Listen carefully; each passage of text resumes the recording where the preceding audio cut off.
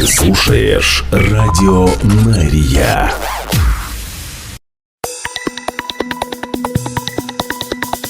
Израильская служба новостей в прямом эфире на Радио Мария. Здравствуйте. Сегодня 11 февраля. Мы начинаем.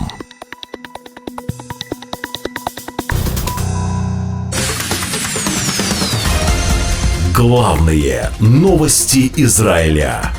Слушай на Радио Мария.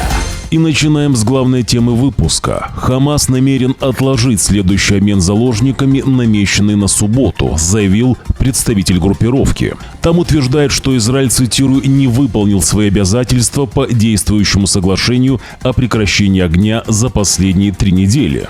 Израиль задержал возвращение перемещенных жителей Газы на север сектора, а также открыл по ним огонь, воспрепятствовал поступлению гуманитарной помощи в сектор Газа.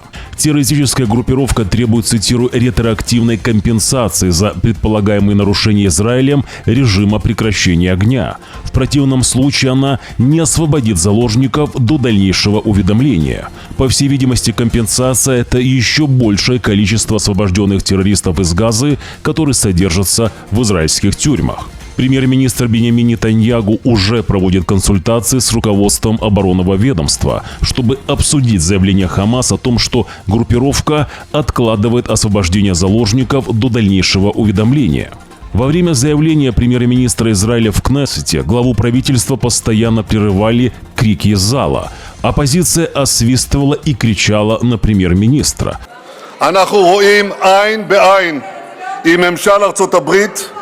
את הנושאים המהותיים שעומדים על סדר היום במזרח התיכון. מימוש כל מטרות המלחמה שלנו, לרבות חיסול החמאס, השבת כל חטופינו הביתה, הבטחה שעזה לא תהווה עוד איום על ישראל, החזרת תושבינו גם בדרום וגם בצפון. И некоторые депутаты были удалены из зала. Нетаньягу же заявил, что Израиль никогда не был сильнее, как сейчас, а его встреча с Трампом была самой теплой за десятилетие его политической деятельности. Историческая встреча с Трампом была самой важной, самой дружественной из всех встреч премьер-министра Израиля с президентом США. Мы сходимся во взглядах относительно всех военных целей Израиля, включая уничтожение Хамас и возвращение всех заложников, продолжает Нетаньягу, заявляя, что предложение Трампа о будущем Газы представляет собой новое и креативное решение, и он хочет его реализовать. Нетаньягу также критикует оппозицию за желание закончить войну раньше времени и говорит, что Трамп представил план на следующий день после войны. Нетаньягу утверждает, что это не тот план, который хотела бы видеть оппозиция. Вы хотели план на следующий день, вы его получили. Он просто не соответствует сюжету Осло. Мы не сделаем эту ошибку. Я вернулся с решением без Хамас и без палестинской администрации. Мы знаем, что такое полная победа, и мы от нее не откажемся, заявляет Нетаньягу.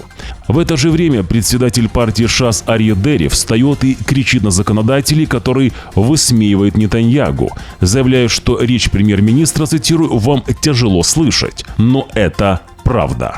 Новости на Радио Мария. Ну и в срочном комментарии от канцелярии премьер-министра Израиля заявили, что все семьи заложников получили сообщение о заявлении Хамас об отсрочке обмена заложниками, запланированного на ближайшую субботу. По словам премьер-министра Израиля Биньямина Нетаньягу, семьи были оповещены о том, что, цитирую, «государство Израиль обязуется соблюдать соглашение». В это же время министр обороны Израиля Исраэль Кац отреагировал на заявление Хамас об остановке освобождения израильских заложников до дальнейшего уведомления. Кац говорит, что это является, цитирую, «прямым нарушением режима прекращения огня. Я поручил Цалю подготовиться на самом высоком уровне готовности к любому возможному сценарию в Газе и защитить приграничные общины. Мы не вернемся к реальности 7 октября», заявляет министр обороны Израиля Исраэль Кац. Главные новости Израиля. В это же время бывший министр национальной безопасности Итамар Бен-Гвир призывает Израиль возобновить кампанию против Хамас в секторе Газа после того, как группировка заявила, что, цитирую, «откладывает обмен заложниками, запланированный на субботу». Израиль должен провести массированную атаку на Газу с воздуха и земли, а также полностью прекратить поставку гуманитарной помощи в сектор Газа, включая электроэнергию, топливо и воду, а также нужна бомбардировка пакетов помощи, которые уже были доставлены и находятся в руках Хамас. «Мы должны вернуться к войне и разрушению», пишет Бен-Гвир в посте в соцсети X. Напомню, что партия Итамара Бен-Гвира «Оцма Йеудит» вышла из коалиции в прошлом месяце в знак протеста против одобрения правительством соглашения с Хамас о прекращении огня и освобождении заложников. Ну и после того, как Хамас объявили об отсрочке освобождения израильских заложников до дальнейшего уведомления, армия обороны Израиля прокомментировала, что повысила уровень боевой готовности и отменила отпуск для военнослужащих Южного военного округа. Военные добавляют, что боевые солдаты и другие основные подразделения останутся на месте, и им не будет разрешено уходить в отпуск. Кроме того, армия обороны Израиля заявляет, что она значительно наращивает силы для выполнения оборонительных задач на границе с Газой. Эти шаги были предприняты после новой оценки, проведенной армией обороны Израиля после заявления Хамас. Конец цитаты. Новости на радио Нария. Бессонная ночь в центре страны. Протестующие, призывающие к завершению полного соглашения об освобождении заложников и прекращении огня в Газе, до утра 11 февраля блокировали южное шоссе Айялон в Тель-Авиве, после того, как ранее Хамас заявили, что приостанавливает следующий обмен заложниками из-за нарушения Израилем соглашения. Протестующие же призывают сократить сроки соглашения, чтобы ускорить возвращение всех израильских заложников, поскольку последние трое освобожденные были возвращены в Израиль в плохом состоянии. Участники акции обвиняют Нетаньягу и говорят, что семьи заложников больше не хотят мириться с высокомерием, ложью и интригами премьер-министра, который продолжает бросать наших братьев и сестер. Это ложное заявление.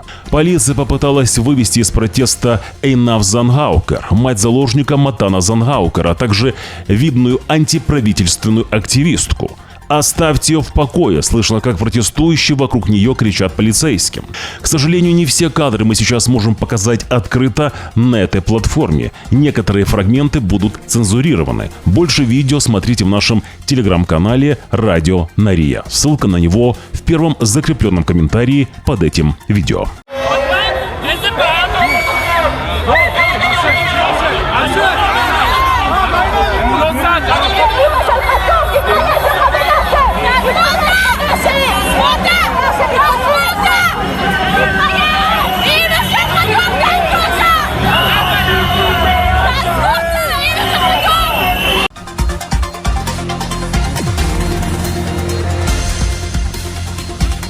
Выступая перед еженедельным заседанием фракции своей партии «Религиозный сионизм» в Кнессете, министр финансов Израиля Бецалель Смотриш заявил, что хотя нет ни одного еврея, который не был бы рад возвращению наших братьев и сестер домой, он по-прежнему выступает против перехода к следующему этапу соглашения о прекращении огня с Хамас. Цитирую: «Самым популярным и простым для нас было бы присоединиться к хору и подключиться к естественным человеческим и еврейским эмоциям и поддержать сделку. От меня требуют выступить против отказа от миллиона граждан в государстве Израиль и евреев по всему миру, которые заплатят ужасными последствиями за продолжение сделки. Я подвергаюсь критике за свою позицию против сделки, включая болезненные и резкие заявления со стороны семей заложников, а также других. Но я тверд в своем несогласии из чувства национальной ответственности. История не простит недальновидных и безответственных политиков, которые на протяжении многих месяцев сотрудничают с пропагандой Хамас и пытаются подтолкнуть Израиль к капитуляции и поражению в войне. Вместо того, чтобы продолжать сделку, нам нужно собрать весь гнев, ярость и месть и выплеснуть их на Хамас. Смотрич заявляет, что Израиль должен полностью прекратить гуманитарную помощь в сектор Газа, постоянно оккупировать территорию в секторе Газа и призвать палестинцев мигрировать из сектора в сотрудничестве с президентом США Дональдом Трампом, который хорошо понимает корень конфликта. Смотрич призывает премьер-министра Биньямина Нетаньягу представить план правительству, чтобы подготовиться к возобновлению борьбы с Хамас после окончания текущего первого этапа соглашения и прекращения огня. Это единственный реальный способ заставить Хамас сдаться, поднять белый флаг и бежать, спасая свою жизнь, в обмен на освобождение всех заложников до последнего, говорит министр финансов Израиля Бецалель Смотрич.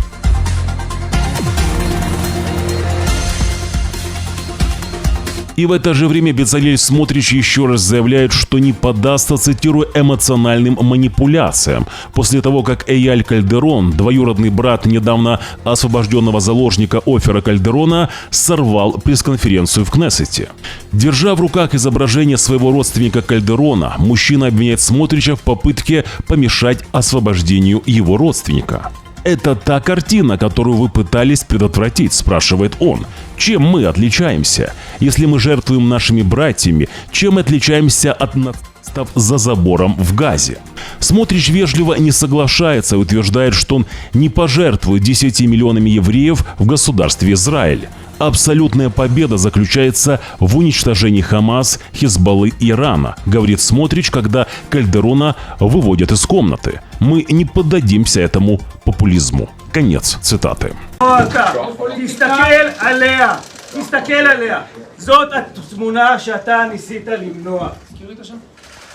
אני אייל, בדוד של אופר. בצלאל, אתה ניסית למנוע את זה. במה אנחנו שונים אם אנחנו מקריבים את האחים שלנו? אנחנו שונים מהנאצים מאחורי הגדר. במה אנחנו שונים?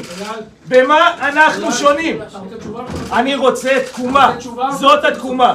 את האנשים, את 76 אנשים שנמצאים בגיהנום, שהם בשואה ב-2025, אותם צריך לכבד, לא אף אחד אחר, לא מעמד. משפט אחרון ואני יוצא.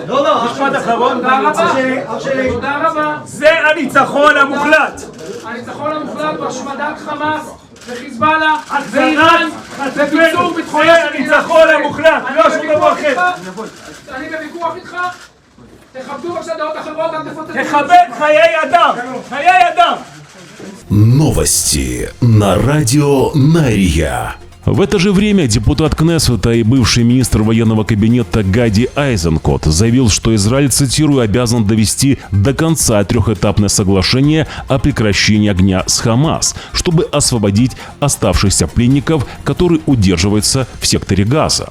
На вопрос о том, слишком ли высока цена сделки, учитывая, что она позволит террористической организации перегруппироваться в Газе и освободить сотни палестинских заключенных, Айзенкот отвечает и говорит, что настоящая высокая цена этой сделки была установлена 7 октября 2023 года. Поэтому с точки зрения ценностей и с точки зрения этики государства Израиль существует обязательство завершить все этапы соглашения, говорит Айзенкот. Напомню, что сын Айзенкота, 25-летний старшина запаса Галь Маир Айзенкот, а также племянник сержант Маор Коэн Айзенкот пали в боях с Хамас в секторе Газа с разницей всего в несколько дней в декабре 2023 года.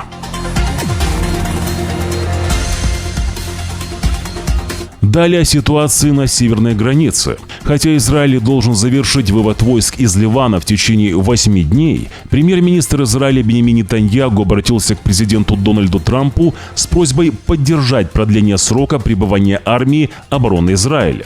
Израиль утверждает, что ливанская армия не развернута эффективно и не препятствует реорганизации Хизбаллы, а также что Хизбалла намерена вернуться в приграничную зону, как только оттуда уйдут войска Цааля. Израиль стремится сохранить силы Цааля в 5 ключевых пограничных пунктах, чтобы обеспечить поддержание буферной зоны. Новости на радио Нария. Президент США Дональд Трамп в опубликованном отрывке из интервью заявил, что палестинцы не будут иметь права возвращаться в Газу в соответствии с его планом по захвату этой территории Соединенными Штатами. Цитирую. «Нет, не сделают этого, потому что у них будет гораздо лучшее жилье», сказал Трамп в интервью Fox News, когда его спросили, будет ли у палестинцев право вернуться. Другими словами, я говорю о строительстве для них постоянного места. Трамп называет Газу крупным объектом недвижимости, которым будут владеть Соединенные Штаты Америки.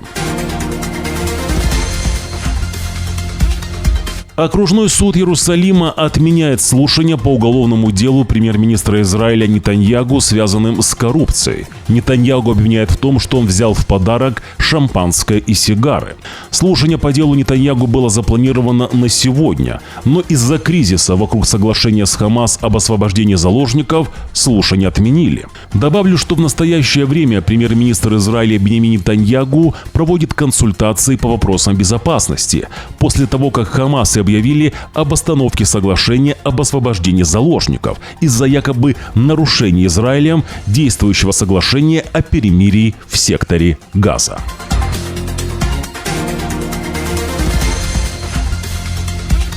Общественная телерадиокомпания Израиля Кан-11 сообщает, что маршрут полета премьер-министра Израиля Биньямина Нетаньягу, когда он ранее возвращался из поездки в Вашингтон, был изменен, чтобы избежать пролета над воздушным пространством Канады в связи с невыполненным ордером Международного уголовного суда на арест премьер-министра.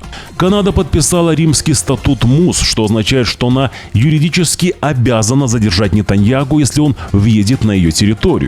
Канада же подтвердила в ноябре прошлого года, что выполнит ордер суда и осуществит арест премьер-министра Израиля.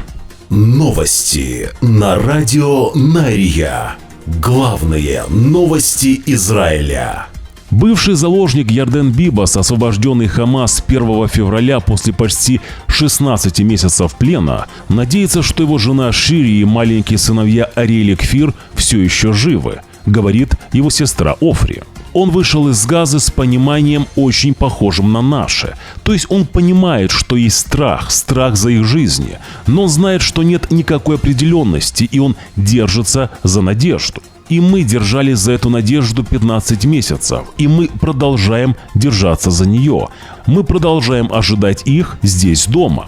Выступая вскоре после того, как Хамас объявил, что откладывает запланированное на субботу освобождение заложников до дальнейшего уведомления, сестра Ярдена комментирует, цитирую, что то, что происходит сейчас, очень страшно. Есть много страхов по поводу этого этапа.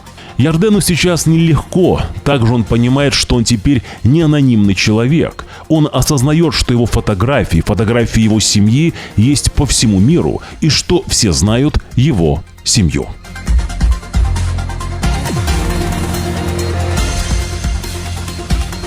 Важное сообщение от радио Нария. Внимание! Появился фейковый канал новостей Израиля. Канал постоянно распространяет ложь, всех хоронит и водит войска в разные страны, якобы объявляя войну.